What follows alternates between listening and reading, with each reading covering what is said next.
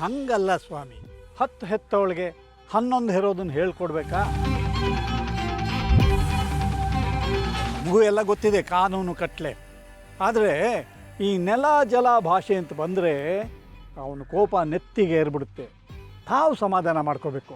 ಹಾಗಂತ ಕಾನೂನು ಕೈ ತಗೊಂಡು ಬುರುಡೆ ಒಡೆಯ ಬಂದ ನಿಮ್ಮ ಅಳಿಯ?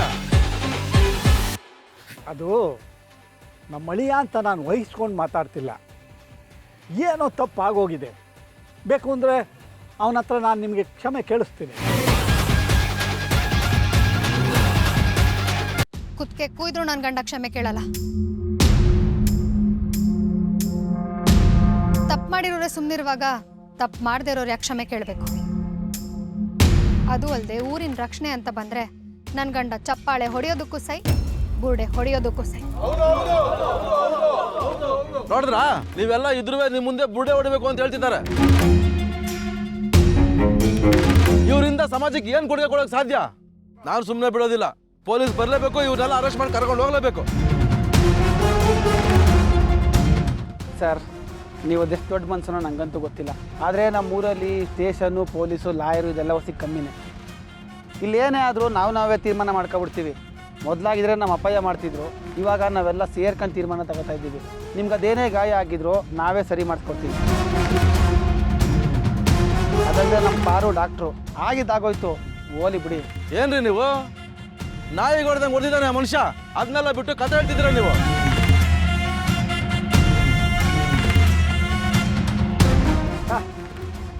ಏನೋ ಶಿವನ್, ನೀನು ಈ ಊರಿಗೆ ಅಧ್ಯಕ್ಷ ಕಣೋ. ಘನ ಗಾಂಭೀರ್ಯ ಬೇಡವಾ? ಒಳ್ಳೆ ಚಿಕ್ಕ ಮಕ್ಳ ಥರ ಬೀದಿ ರಂಪಾಟ ಮಾಡ್ಕೊಂಡು ನಿಂತಿದೆಯಲ್ಲ. ಅಲ್ಲ ಮಾವ, ನಮ್ಮ ಹಳ್ಳಿನಾಗೆ ನಮ್ಮ ಹಳ್ಳಿ ಐಕ್ಳಿಗೆ ಆಡಕ್ಕೆ ಅಂತ ಇರೋದು ಇದು ಒಂದೇ ಮೈದಾನ. ಪಾಪ ಮಕ್ಕಳು ಆಡ್ಲಿ ಅಂತ ಬಿಡೋದ್ ಬಿಟ್ಬಿಟ್ಟು ಲಾರಿ ಗಟ್ಲೆ ಕಸನ ತುಂಬ್ಕೊಬಂದು ಇಲ್ಲೇ ಸುರಿಬೇಕಂತ ಇವ್ರಿಗೆ. ಇದರಿಂದ ಊರಿಗೆ ಎಂತೆಂಥದ್ದು ಕಾಯಿಲೆ ಬರ್ತದಂತೆ ಮಾವ. ಈ ತೀರ್ಥ ಕ್ಷೇತ್ರನ ಹಾಳು ಮಾಡ್ಬೇಕು ಅಂತಾನೆ ಹಿಂಗ್ ಮಾಡ್ತಿದ್ರೆ ನಾವು ನೋಡ್ಕೊಂಡು ಸುಮ್ಮನಿರ್ಬೇಕ ಮಾವ? ದೇವಸ್ಥಾನದ ಹತ್ರ ಚಪ್ಪಲಿ ಇಡೋದಕ್ಕೆ ಬಿಡಲ್ಲ ನಾವು. ಅಂಥದ್ರಲ್ಲಿ ದೇವ್ರಿರೋ ಈ ಗ್ರಾಮದಲ್ಲಿ ಕಸ ಹಾಕೋದಕ್ಕೆ ಬಿಡ್ತೀವ? ಸಾಧ್ಯನೇ ಇಲ್ಲ.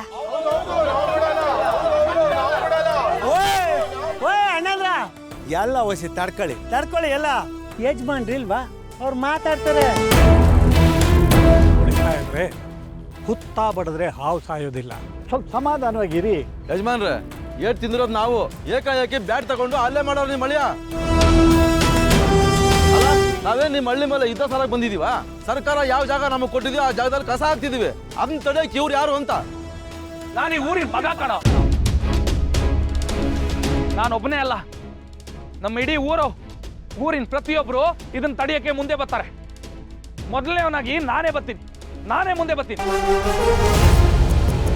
ನಮ್ಮ ಮಾವ ಇಲ್ಲಿ ಎದುರುಗವ್ರೆ ಅಂತ ಇನ್ನು ಬರೀ ಮಾತಲ್ಲಿ ಮುಗಿಸ್ತೀವನಿ. ಎಲ್ಲ ಅಂದಿದ್ರೆ ನೀನ್ ಯಾರನ್ನ ಬೇಕಾದ್ರೂ ಕರ್ಸ, ನೀನ್ ಇಲ್ಲಿಂದ ಹೆಂಗ್ ವಾಪಸ್ ಹೋಯ್ತಿ ಅಂತ ನಾನು ನೋಡಿ. ಶಿವ, ಹೊಸಿ ಸಮಾಧಾನ ತಗೋ, ಅಪ್ಪಯ್ಯ ಮಾತಾಡ್ತಾರೆ. ಯಾಕೋ ಅಣ್ಣ, ನಿಂಗೇನಾದ್ರೂ ತಲೆ ಕೆಟ್ಟಿದ್ಯಾ? ಈ ಊರಿನ ಅಧ್ಯಕ್ಷ ನನ್ನ ಗಂಡ.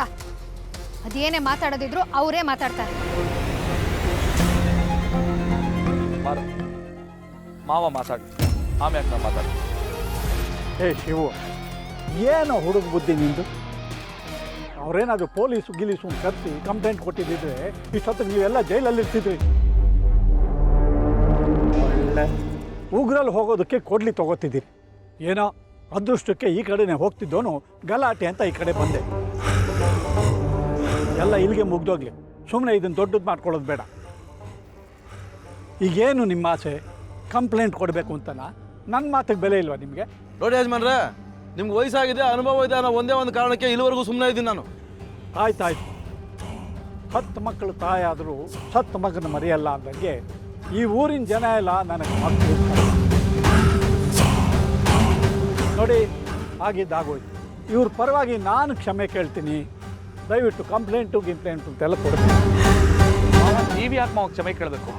ಮಾವ, ನಾನು ಹೊಡೆದಿರೋದು ಅವರು ನಮ್ಗೇನೋ ಅಂದ್ರು ಅಂತ ಅಲ್ಲ ಮಾವ. ನಮ್ಮ ಊರಿನ ಮಕ್ಕಳ ಮೈದಾನನ ಕಸ್ಕೊಂಡು ಅಲ್ಲಿ ಕಸ ಹಾಕ್ತಾರೆ ಅಂದ್ರೆ ಅದು ಆ ಮಕ್ಕಳು ಮಾಡೋ ಅನ್ಯಾಯ ಅಲ್ವಾ? ಅಷ್ಟೇ ಅಲ್ಲ, ಆಟದ ಮೈದಾನ ಕಿತ್ಕೊಂಡ್ರೆ ನಮ್ಮ ಊರ್ ಮಕ್ಳು ಭವಿಷ್ಯನ ಹಾಳು ಮಾಡಿದ್ ಲೆಕ್ಕ. ಏನಮ್ಮ ನೀನು ಮಾತಿಗೂ ಮೈದಾನ ಅಂತ ಇದೆಯಾ? ಈ ಹಳ್ಳಿ ಮಕ್ಕಳು ಇಲ್ಲಿ ಪ್ರಾಕ್ಟೀಸ್ ಮಾಡಿ ಇಂಡಿಯಾಗೆ ರೆಪ್ರೆಸೆಂಟ್ ಮಾಡಕ್ ಹೋಗ್ತಿದಾರ. ತಿನ್ನಕ್ ಅನ್ನ ಕತ್ತಿಲ್ಲ ಇವ್ರಿಗೆ ಆಟ ಬೇರೆ, ಆಟದ ಮೈದಾನ ಬೇರೆ ಕೇಳು. ಕಚ್ಚಡ ನನ್ನ ಮಗನೇ, ನಮ್ಮ ಊರ ಐಕ್ಳ ಬಗ್ಗೆ ಮಾತಾಡ್ತೀಯ? ನಿನ್ನ ಪೊಲೀಸ್ ಅಲ್ಲ, ಮಿಲಿಟರಿ ಕಳ್ಸು. ಅವ್ರು ಬರೋವರೆಗೂ ನೀನು ಉಳಿತೀಯ ಅಂತ ನಾನು ನೋಡ್ತೀನಿ.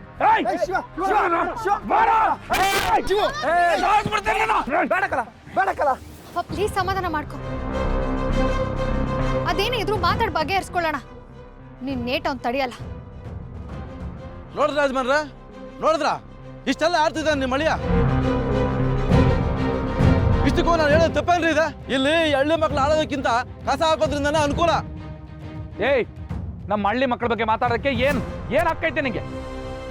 ಅವ್ರ ಜೊತೆ ನೀನ್ ಬೆಳೆದಿದ್ಯಾ ಅಥವಾ ಅವ್ರ ಜೊತೆ ಆಟ ಆಡಿದ್ಯಾ? ಅದ್ರಲ್ಲಿ ನೋಡೋದೇನು ಬಂತು? ಅವ್ರ ಮುಖ ನೋಡಿದಾಗ ಗೊತ್ತಾಗಲ್ವಾ?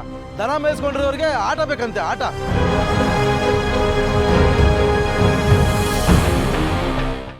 ಆಟ ಆಡಿದ್ರೆ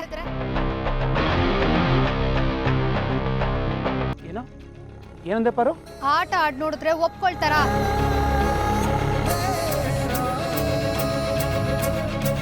ನಮ್ ಹಳ್ಳಿ ಮಕ್ಳು ನಿಮ್ ಸಿಟಿ ಮಕ್ಳಿಗಿಂತ ಚೆನ್ನಾಗಿ ಆಟ ಆಡ್ ತೋರಿಸಿದ್ರೆ ನೀವು ಒಪ್ಕೊಳ್ತೀರಾ ಅಂತ ಕೇಳ್ತಿದ್ದೀನಿ.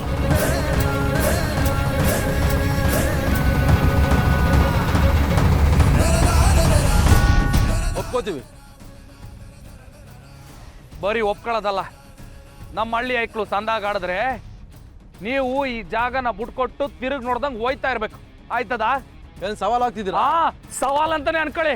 ಇವತ್ತೇ ಈಗಲೇ ತೀರ್ಮಾನ ಆಗೋಗ್ಲಿ.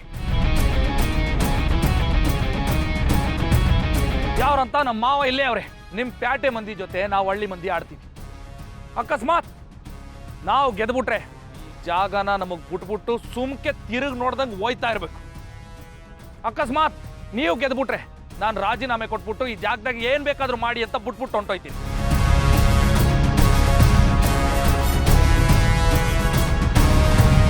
ಆಯ್ತು, ಯೋಚನೆ ಮಾಡಿ. ಸೋತ್ರ ರಾಜೀನಾಮೆ. ಈ ಶಿವ ಮಾತಾಡೋಕ್ಕಿಂತ ಮುಂಚೆ ಯೋಚನೆ ಮಾಡ್ತಾನೆ. ಮಾತಾಡಿದ್ಮ್ಯಾಕೆ ಯೋಚನೆ ಮಾಡೋ ಮಾತೇ ಇಲ್ಲ. ನಮ್ಮ ಹಳ್ಳಿನ ಶುದ್ಧವಾಗಿ ಇಟ್ಕೊಳಕ್ಕೆ, ನಮ್ಮ ಹಳ್ಳಿ ಐಕ್ಳ ಮೈದಾನ ಕಾಪಾಡ್ಕೊಳಕ್ಕೋಸ್ಕರ ಈ ಸವಾಲು. ಎಲ್ರಿಗೂ ಒಪ್ಗೆನಾ? ನೆನ್ಪಿಟ್ಕೊಳ್ಳಿ, ಗೆದ್ದು ತೋರಿಸ್ತೀವಿ. ಊರ್ ಬಿಡಕ್ಕೆ ತಯಾರಾಗಿ. ಇದು ನಮ್ಮ ಮಾವನ್ ಮ್ಯಾಕಾಣೆ.